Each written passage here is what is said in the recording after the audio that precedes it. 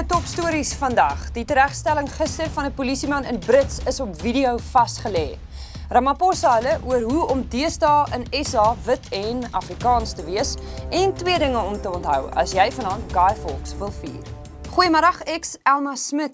Na polisielede onlangs op video betrap is waar hulle klaarblyklike verdagte teregstel, wys 'n skokkende nuwe video die teendeel. 'n Polisielid van Brits is gister by die Kia Rona winkelsentrum Helder oordag doodgeskiet. Die skokkende video daarvan doen nou die ronde. Happened just after 3 o'clock in the afternoon. These police officers were on their routine patrol at this complex. Then apparently they came head-on with this group of armed thugs which had just robbed Edgar's store in this complex. So when these police officers come out of their vehicle, this group of armed men were also coming out of this retailer which they had robbed. One man who was in a getaway vehicle allegedly, pulled the gun to the head of this driver of this constable. He died on the spot. The crew managed to take cover and the men just sped off. Die saak is intussen na die valke verwys. En waar staan wit Afrikaners nou in post-apartheid Suid-Afrika?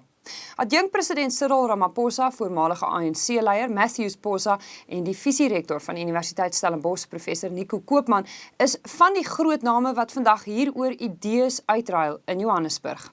Ek dink wit mense oor die algemeen en Afrikaners in besonder kan 'n baie waardevolle rol speel. Die feit van die saak is, onder apartheid het Afrikaners geweldige vooruitgang gemaak, ekonomies, maatskaplik, opvoedkundig.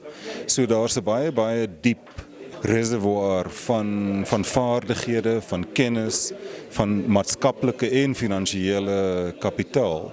Ek dink die uitdaging is om daai geprivilegeerde posisie te erken, te verstaan waar dit vandaan kom, te verstaan dat dit onregverdig verkry is en dat dit aksie nodig het, regstellende aksie, positiewe regstellende aksie nodig is om die struktuur en die funksionering van ons samelewing te verander. Oud-president Kgalema Motlanthe het die verrigtinge geopen en baie interessante opmerkings gemaak deur te sê hy dink ons is nog steeds, witheid is nog steeds 'n baie groot deel van wat ons noem normaal en die maniere ons as mense met mekaar omgang maar dat hy dink ons moet eenvoudig beweeg na 'n nie-rassige land toe as ons die probleme van die land wil aanpak. Hy het dan gesê ons kan nie as rasgroepe in Suid-Afrika in 'n enklawe versamel en hierdie probleme aanspreek nie, want ons sal dit nie op ons eie kan doen nie.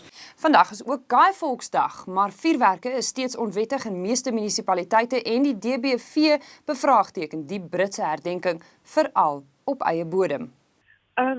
Dogs and cats in particular have got very finely tuned hearing. A dog can hear a grasshopper eat, for example. So a firework going off, particularly the crackers and the bombs, really are terrifying. People who think it's relevant and think they want to celebrate need to check the bylaws in certain municipalities. To discharge a firework any day at any time requires a permit. Dankie Christine. Tweet ons soos gewoonlik met enige video's, foto's of inligting oor topstories in jou omgewing of e-pos nuus by netwerk24.com.